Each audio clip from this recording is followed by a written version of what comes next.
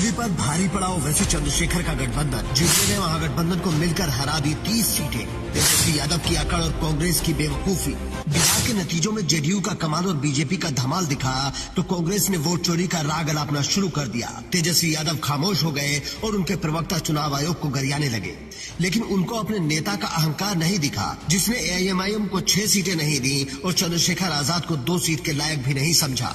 लेकिन इन्हीं दोनों नेताओं ने मिलकर महागठबंधन को घुटनों पर ला दिया। जो नतीजे बिहार में दिख रहे हैं वो एनडीए की जीत से ज्यादा महागठबंधन की हार की कहानी कह रहे हैं।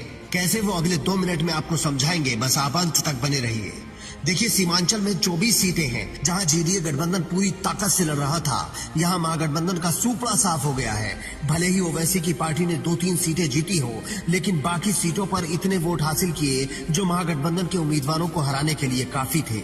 इसी का नतीजा है कि यहाँ 20% सीटें भी महागठबंधन के हाथ नहीं लगी। इसके अलावा चंद्रशेखर आजाद की पार्टी ने जिन सीटों पर चुनाव लड़ा वहां भी महागठबंधन को बड़ा नुकसान हुआ।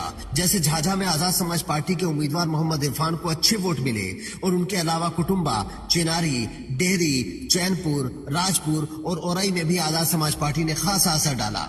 बात इतनी भर नहीं है, बीएसपी ने भी महागठबंधन के वोट में सेंध लगाई और हार की गाथा में अपनी भूमिका निभाई।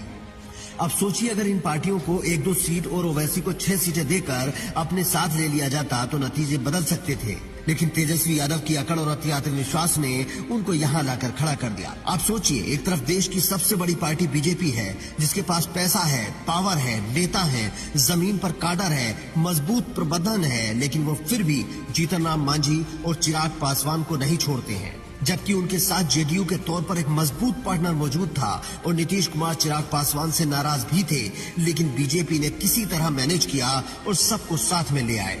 दूसरी तरफ महागठबंधन वाले आखिर तक सीटें फाइनल नहीं कर पाए।